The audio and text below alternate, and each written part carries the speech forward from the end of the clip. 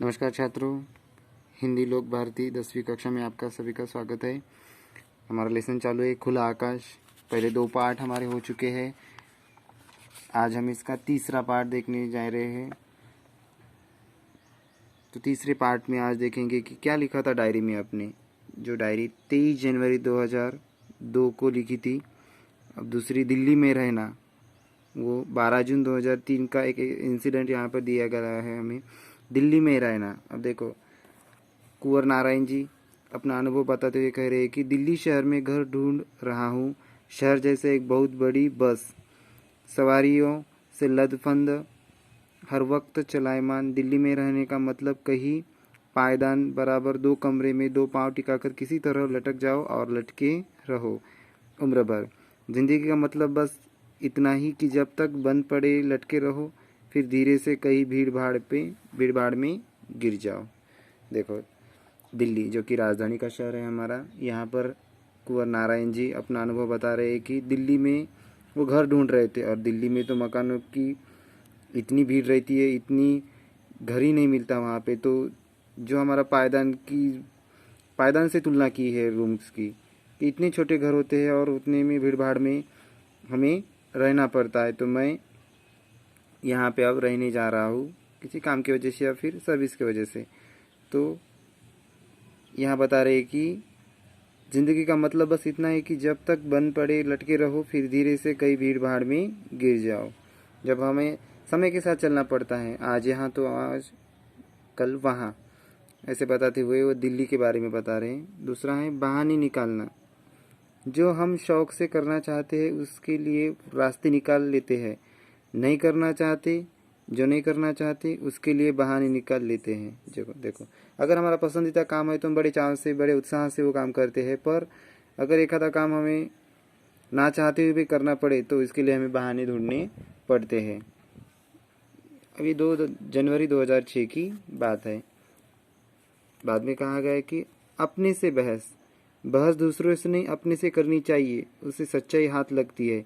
दूसरों को सिर्फ सुनना चाहिए, दूसरों से बहस से केवल झगड़ा हाथ लगता है।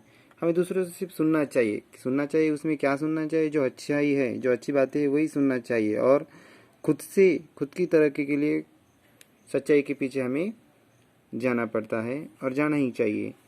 चीज़ों की गुलामी, लास्ट जो डायरी का दिया हुआ है यहाँ पे 30 सितंबर 2010 का। तो चीज़ों की गुलामी, देखो चीज़ों की गुलामी कैसे हो जाती है हमें। कुछ दिन पहले एक कंप्यूटर ने मुझे 40,000 रुपये में खरीदा है। आजकल उसकी गुलामी में हूँ, यानी कि सर्विस कर रहे हो वो कंप्यूटर पे, और 40,000 की वो नौकरी है समझो। तो वो कंप्यूटर वर्क है उनके। उसके नखरों को सिर झुकाकर झेलने में ही अपना कल्याण देख रहा हूँ। उसका वादा है कि एक दिन वह मुझे लिखने पढ़ने की पूरी आज़ादी देगा। फिलहाल उसकी एकनिष्ठ सेवा में ही मेरा उज्जवल भविष्य है। दिन भर काम, 24 घंटे काम करके ही मैं आजकल उसमें बिजी रहता हूँ, और एक न एक दिन ये भी मुझे कंप्यूटर क्या करेगा, मुझे आज़ादी दे देगा। पर फिलहाल मैं एकनिष्ठ सेवा में इसके काम कर रहा हूँ।